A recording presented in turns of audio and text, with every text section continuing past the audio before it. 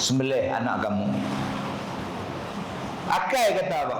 Ibrahim sembelih anak kamu Ismail. Nabi Ibrahim sembelih. Cuba kita jadi Nabi Ibrahim. Ibrahim sembelih mak mimpi Pi jumpa mak pula. Malam ayah dapat mimpi Allah perintah suruh sembelih nak kata apa? Ayah berapa kali pesan dah tidur basuh kaki, ngigau kamu kan sembelih orang lah dah. Kita akan guna otak kita. Islam bukan macam tu. Baik, saya buat. Ini perintah Allah. Itulah dia Islam. Kalau tuan-tuan duk tanya, dah bersepa ni, bersepa ni. Dah tanya, bukan kata tikai, tak tikai, tak faham lah. Dah duk tanya, bersepa yang subuh tu 2, maghrib 3 bersepa. Bersepa yang mangah tanya. Dah lah mangah lah, dah pencin, tak raja apa lah. Kata-kata 2 tu sikit sangat pahala tu. Tu mangah lah, mangah buat 8 subuh. Pasal apa buat 8? Mangah pencin dah tak kerja apa lah. Rasa kalau buat 2 tu rasa macam tak tahu. Allah bagi nikmat banyak dah. Takkan nak buat 2. Tu kata kat Pangah kita buat 8 apa. Tu Pangah kata apa? Dia imam. Dia buat 8, kami 28 nanti dapat pahala lebih. Pasal apa Mak Ngah tak buat 80 tu? Kalau dah ikut kepala otak kita Mak Ngah, habis. Islam ni maknanya ikut. Tosah bantah. Dah, saya heran Ustaz. Allah kata dijadikan manusia ni sebaik-baik bentuk kejadian. Laqad khalaqnal insan fi ahsani taqwim. Pak siapa bila lahir kena sunat. Seolah-olah yang Allah jadi tu tak elok lagi. Sampai kena sunat pula pasal apa? Allah juga kata manusia ni sebaik-baik kejadian. Pak siapa yang nak kena sunat? Yang Allah menjadikan awak tu pun Allah. Yang memerintahkan awak bersunat itu pun Allah. Just follow. Itulah makna Islam. Dia bukan boleh duduk petikai. Tak. Macam puasa kan. Tak boleh ke puasa belah malam Ustaz? Ustaz tahu lah. Saya belah siang pergi Padang Ustaz. Kerja teruk. Memang puasa pula. Tak kalau buat belah malam puasa. Siang makan pun salah. Ni bukan masalah bang. Ni masalah hukum bang. Tu yang saya heran Ustaz. Mereka nak pergi haji. Ramai Ustaz. 4-5 juta. Sesak. Aduh. Dan kalau kita pakai stadium Darul Aman pun masalah lah. Kita buat Kaabah, kita pusing kat tawaf. Sebab tu saya kata tadi, balik pada makna. Bila kita balik pada usul, balik kepada makna, selesai masalah. Selesai masalah. Pasal apa laki-laki boleh menikah sampai 4 kami tak boleh? Pasal Allah kata makcik, baik. Dah, selesai masalah. Itulah Islam.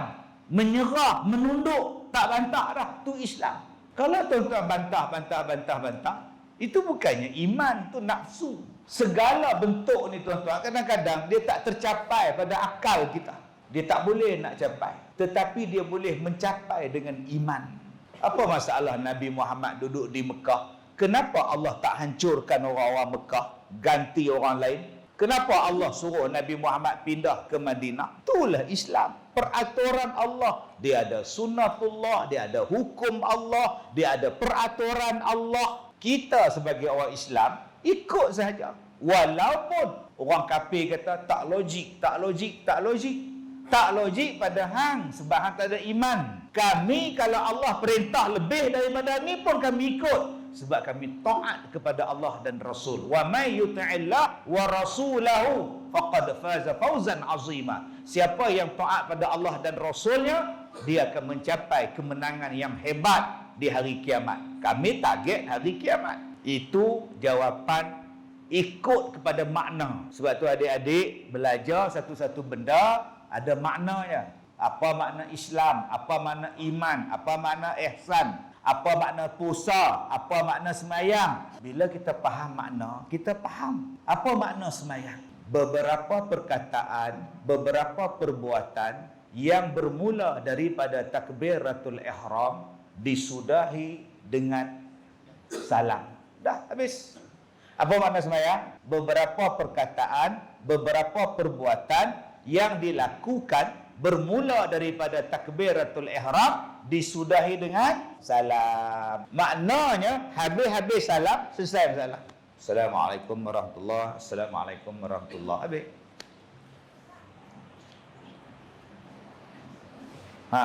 Assalamualaikum warahmatullahi. Assalamualaikum warahmatullahi.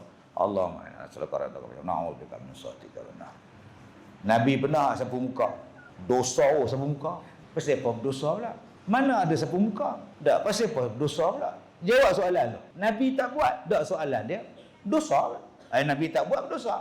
Mana ada Nabi sembahyang sapu muka? Aku dah bagi salam. Bila dah salam, maknanya dah habis sembahyang. Aku nak sapu apa pun suka aku lah. Simple lah. Yang tak bolehnya tengah-tengah sembahyang. Allahu Akbar. Bismillahirrahmanirrahim. Allah mana Allah. Yang tu betul. Awak tengah-tengah sembahyang nak sapu muka siapa? Lepas salam ni abang nak buat apa pun tak apa. Sebab ni hari ni ada orang kata lepas sembahyang tak boleh salam. Enggak ada itu, enggak ada. Enggak ada salam-salam itu. Selepas sembahyang enggak ada salam tu. Enggak ada. Pasal apa tak ada pula Nabi suruh salam? Enggak ada itu enggak ada. Oh itu, nak buat apa? Tak payah salam balik. Tak kena salam pasal apa? Masuk neraka. Astagfirullahalazim. Yang salahnya tengah-tengah sembahyang salam. Allahu Akbar. Bismillahirrahmanirrahim. Makmum sampai. Mam. Alhamdulillah. Yang tu baru haram. Astaghfirullahalazim. Orang bila tak faham makna, tu yang jadi bergaduh. Faham makna. Apa makna sembahyang? Maknanya habis-habis salam tak sembahyang dah. Hang nak buat apa ku suka hang lah. Hang nak bangun ke, hang nak meratib ke, hang nak berzikir ke, hang nak baca Quran ke, ku suka hang nak korek hidung pun tak apa. Nak makan pun tak apa dah. Dah habis-habis sembahyang, tuih 20 pisang. Sembahyang Jumaat. Sebelum sembahyang dapat pisang. Nak makan takut terasa tengah sembahyang. Manis pisang. Makan tengah-tengah sembahyang manis. Pisang tadi ni. Batal lah sembahyang. Jadi ada orang tak mau macam tu. Saya batal puasa. Saya tak elok. Saya bola pokok lah. Saya sembahyang. Saya sahabat betul saya bola pokok. Lepas sembahyang baru saya makan. Oh gitu. Tengah-tengah sembahyang waktu sujud jatuh. Duk golek atas kapek. Dia pun tak khusyuk. Oh, jatuh pula dah. Hak sebelah dia pun tak khusyuk. Oh, main mana? Khusyuk lah entah. Tak. Sujud lagi sekali, tangan duk gagau. Bola pukit. Allahu Akbar. Rakaat kedua. Orang tengok. Oh, tak ada. Kacau dengan perempuan ni. Lepas sembahyang, Assalamualaikum. Wak pula makan tu ngap. Boleh tak? Boleh. Dah habis sembahyang. Yang nak bergaduh pasal apa? Pelik tak? Taklah tak adil. Pasal apa? Mereka boleh 4, makngah tak boleh 4. Tak adil. Adil di makngah. Bukannya sama banyak. Bukan 50-50. Adilnya meletakkan sesuatu pada tempatnya. Tu makna adil. Tengok malam ni. Tak adil. Malam ni adil tak? Tak adil. Tuan-tuan tak dapat mikrofon. Tak pasal pun. Pasal pun dia seorang dapat pasal apa? Duk tanya kat belakang. Tak, kita tak dapat pasal apa? Tak adil je tak kuasa. Inilah adil. Sebab yang gambar belakang ni saya. Bukannya gambar makngah gambar semua ni. Nampak baju merah tu saya. Bukannya ada mangga leha kat nak kat tipah apa semua ni. Maka mikrofon saya seorang lah dapat. Itulah nama dia adil. Kalau semua pakai dapat mikrofon, semua boleh cakap, tu bukan adil, tu bangang namanya di sana. Jenuh tempat mikrofon satu kedah.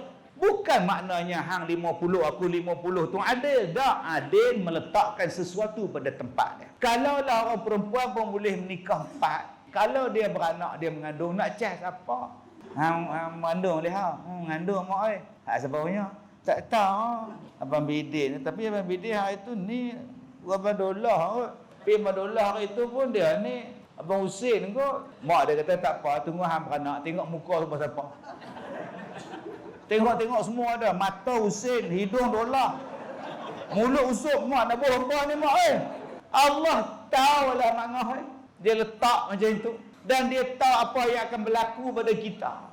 Dia tahu orang lelaki-lelaki ni macam mana. Jenis lelaki-lelaki ni tuan-tuan, tak tahu nak habang. Tengok kambing pun dia ronggot. Kita pernah dengar? Ronggot kambing. Terpeleok kambing duduk depan rumah. Duduk depan tangga. Tanya dia, awak, ronggot orang. Kambing pun dia ronggot mangah. Allah. Sebab tu Allah Maha mengetahui. Ikut saja. Tuan-tuan yang saya hormati. Malam besok saya di mana Ustaz? Masjid Malau.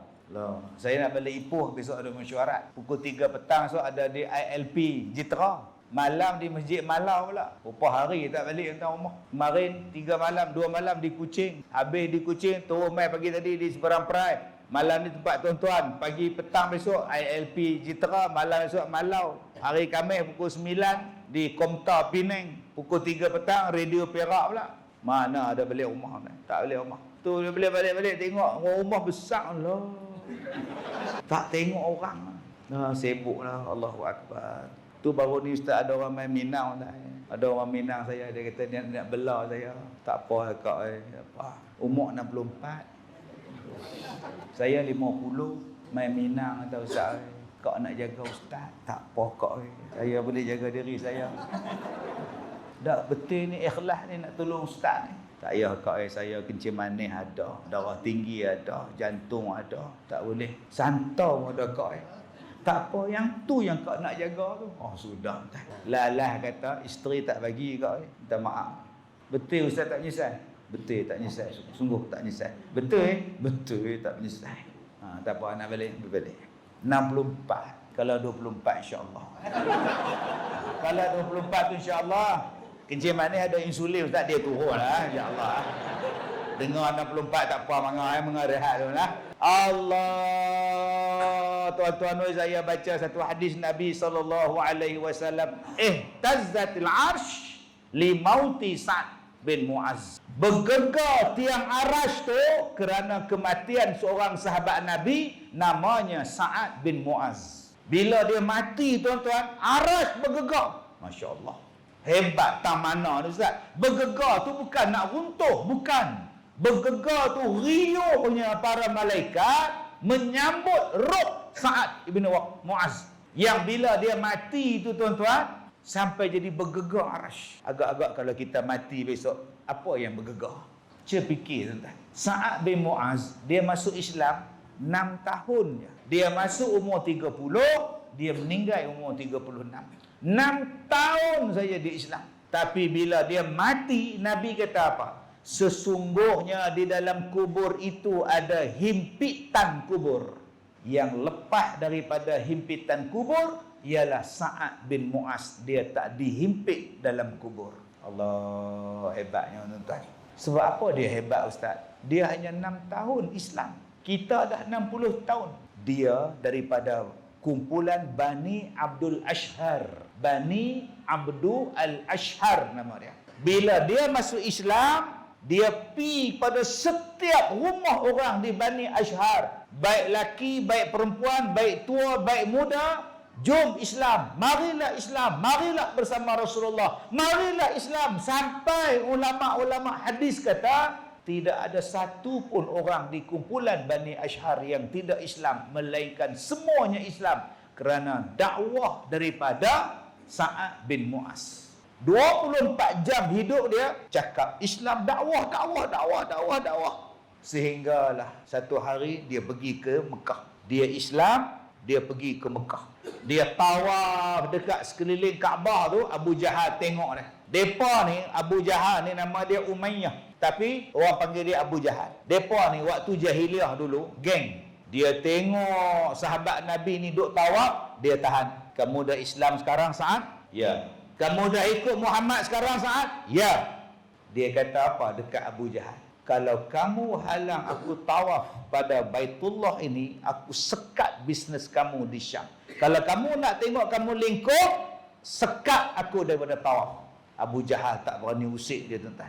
Dan dia berjuang dalam peperangan Khandaq, dia cedera parah dan dia mati syahid tuan-tuan. Dan bila dia dikebumikan, apa kata Nabi? Kalau sesungguhnya di dalam kubur itu ada himpitan, tetapi orang yang lepas daripada himpitan kubur ialah Sa'ad bin Mu'az. Kenapa roh dia, kenapa dia begitu mulia di sisi Allah Ta'ala? Tuan-tuan buka di dalam Al-Quran surah At-Taubah ayat 111.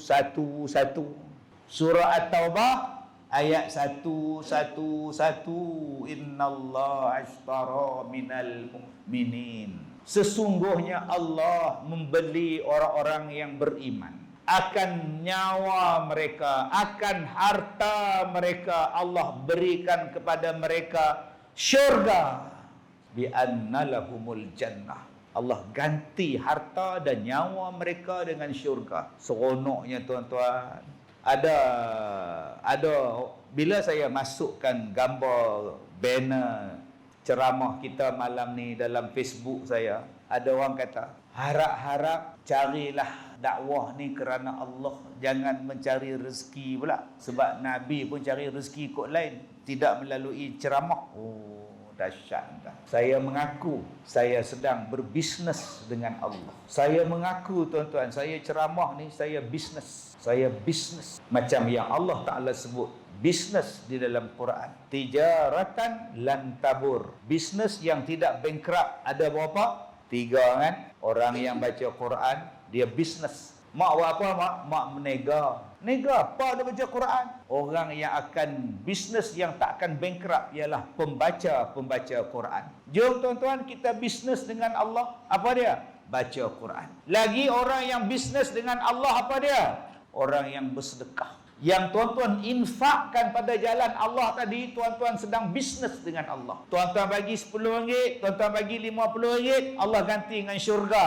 Mana ada rugi, untung. Bagi RM10 dapat syurga. Bagi gelang dapat syurga. Bagi tanah dapat syurga. Adakah syurga nilainya RM50? Tak. Tapi Allah beli balik dengan syurga. Sebab tu saya kata saya bisnes. Orang yang berdakwah pada jalan Allah ni, dia meniaga. Dia meniaga. Sebab hari ni ada orang kata, ustaz-ustaz ni penunggang agama, ni cari makan. Betul. Saya cari syurga dengan dakwah. Saya berharap saya mati macam mana Sa'ad bin Mu'az mati dalam dakwah. Sebab saya nak jadi macam yang Nabi pegang, wada'iyan ilallahi biizni. Dia adalah dakwah, dai, pendakwah yang menuju jalan Allah dengan izin daripada Allah. Jom tuan-tuan, kita nak masuk syurga. Tolong jadi apa yang Nabi cakap, wada'iyan ilallahi biizni. Orang yang berdakwah pada jalan Allah dengan izin daripada Allah. Ini bisnes. Saya senang tuan-tuan. Orang panggil tak sihat pun saya kata sihat. Sihat. Sebab apa? Saya mengharap kok mati lagi. Aksiden ke apa ke, balik ceramah, mati tengah ceramah ke, saya suka. Dulu nak jadi di Kelantan 6 tahun dulu, tapi tak mati, masuk hospital.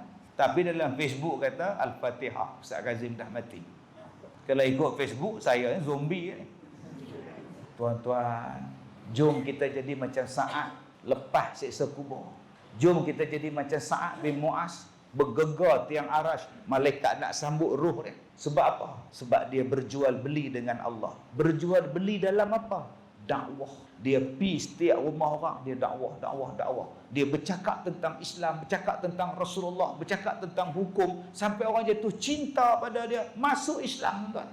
Nabi suka dengan dia, Nabi sayang pada dia, Nabi doa pada dia.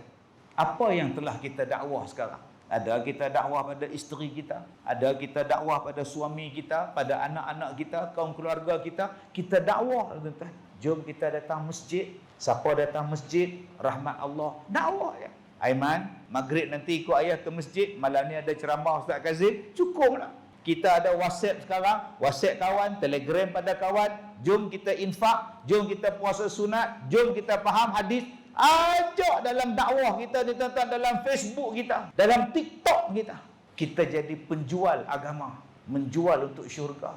Sebab tu saya aktif dalam TikTok. Sebab kalau saya ceramah malam ni di Padang ke, habis kuat 10,000, 20,000 orang. Dulu mai di masjid 1,000, 2,000 orang, di stadium mai 2-30,000. Lepas PKP tak susah dah nak dapat balik 2-30,000 macam dulu-dulu. Susah. Tetapi kita boleh dapat 1 juta dengan sebab kita masuk TikTok.